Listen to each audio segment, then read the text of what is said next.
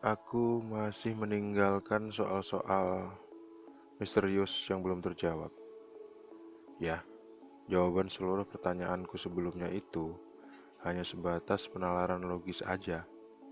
Soal perjalanan waktu belum dapat aku buktikan secara ilmiah. Bisa jadi aku juga nggak punya kapasitas untuk mengilmiahkan soal itu. Bagaimana mau membuktikan soal yang gaib itu? Sesuatu proses yang tak nampak, hampir sama kayak pikiran juga yang gaib. Seingatku pikiran itu adalah hal yang gaib. Untuk mengetahui isi pikiran harus dirubah menjadi bentuk konkret. Salah satu bentuk paling sederhana perwujudan pikiran itu adalah dengan berbentuk sebuah kata-kata. Dengan kata lain, kata-kata adalah bentuk konkret dari pikiran. Aku pikir-pikir nggak ada salahnya aku berkesimpulan seperti kemarin. Daripada bingung terus, mending aku nikmati hukuman ini dengan lapang dada deh. Wong orang salah ya pantas lah kalau dihukum. Aku nggak bisa menghubungi Mas Jaka dan saudara-saudara kembarku yang lain sampai saat ini. Mungkin itu juga sebuah hukuman dari Mas Jaka. Kemarin Mas Jaka sendiri juga nggak pernah bilang kalau ini hukuman. Seolah-olah jadinya aku sekarang menganggap bahwa hukuman adalah suatu anugerah yang berharga buatku. Suatu anugerah agar aku dapat mengembalikan rasa cintaku ke Mas Jaka dan saudara-saudaraku. Mungkin aja Mas Bowo, Mas Mul, dan Bang Abi adalah saudaraku juga saat ini. Ada alasannya juga sih kenapa aku menganggap seperti itu. Mudah aja alasannya. Karena konsep saudara itu tidak hanya terbatas pada saudara seikatan darah aja. Karena dunia ini luas. Proses hukumanku kali ini membawaku ke perjalanan mengelilingi seluruh kedai kopi yang ada di Tanjung Pinang. Dalam perjalanan ini aku punya partner yaitu Mas Bowo, Mas Mul, dan Bang Abi. Hari ini perjalanan kami berempat akan menuju sebuah kedai kopi yang ada di kilometer 5 atas Jalan Raja Haji Fisabilillah. Katanya kedai kopi ini ada banyak lampu-lampunya gitu teman-teman. Aku sendiri belum pernah ke sana. Mas Jaka pasti yang pernah ke sana sama teman-temannya. Katanya nama kedai kopinya ini Coffee Addict. Untuk pergi ke situ, aku telusuri aja Jalan Raja Haji Fisabilillah, kilometer 8 atas ke arah bundaran Stasi Pol. Lalu belok kanan ke arah Polres, nanti bakal lewatin jembatan. Terus bakal lewatin kedai kopi yang pernah aku lihat sebelumnya di videonya Mas Jaka. Ternyata bener, memang ada kedai kopi itu. Kedai kopi Coffee Addict namanya. Kali ini aku berdua aja sama Mas Mul.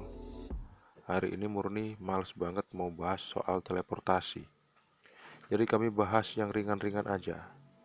Meskipun ringan pembahasannya, tapi itu pun cukup bikin kami nggak puas kalau hanya minum kopi O sebanyak 1 cangkir.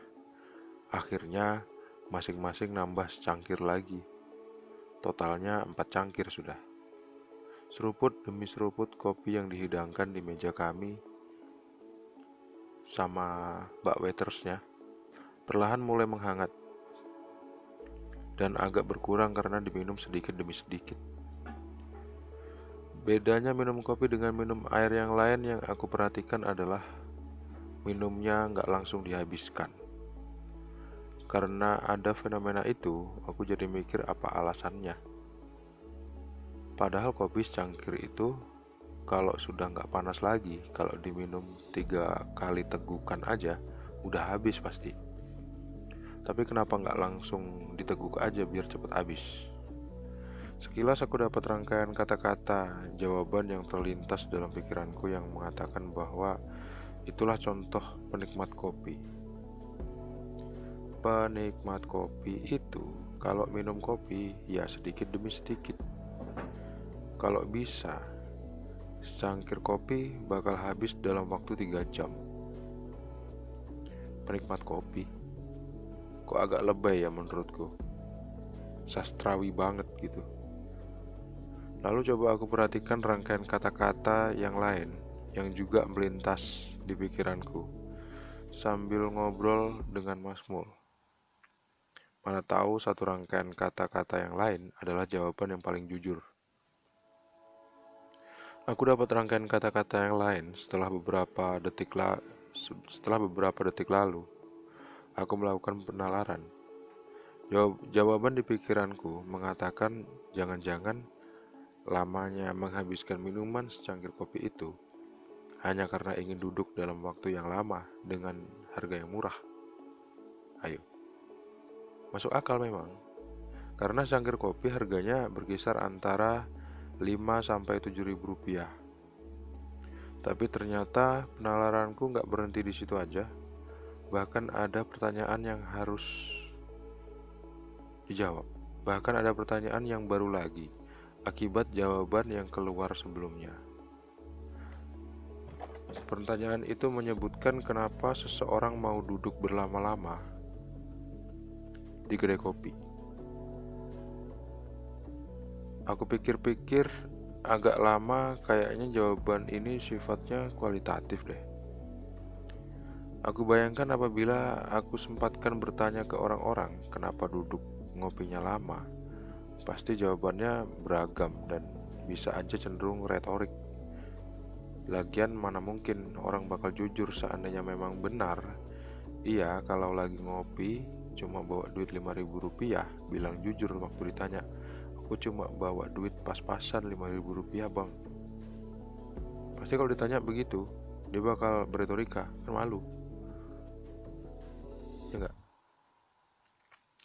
Ternyata jawaban ini juga belum menjawab keseluruhan pertanyaan yang sederhana. Kenapa minum secangkir kopi lama habisnya? Sekilas lagi ada sebuah jawaban yang lain yang mencoba memberikan alternatif jawaban yang isinya adalah karena kedai kopi itu tempat orang bersosialisasi. Kata sosialisasi sendiri aja mengandung banyak sekali fungsi yang abstrak banget. Coba deh aku obrolin sama Mas Mul, kenapa di kedai kopi itu jadi tempat bersosialisasi. Mas Mul memberikan tambahan ide, kedai kopi menjadi tempat sosialisasi karena memang sudah menjadi karakter masyarakatnya Tanjung Pinang. Aku bertanya lagi, kenapa masyarakatnya memiliki karakter seperti itu? Ternyata pertanyaan yang terakhir ini yang membutuhkan jawaban yang panjang, bahkan lebih mengarahkan ke arah historis. Karena obrolan ini belum selesai, dan kami rasa nggak penting-penting juga untuk kami. Akhirnya kami berdua memutuskan untuk pulang dan berencana melanjutkan obrolan ini ke kedai kopi yang sama atau yang lain lagi esok hari. Waktu hampir menunjukkan pukul 12 malam, kedai kopinya udah mau tutup.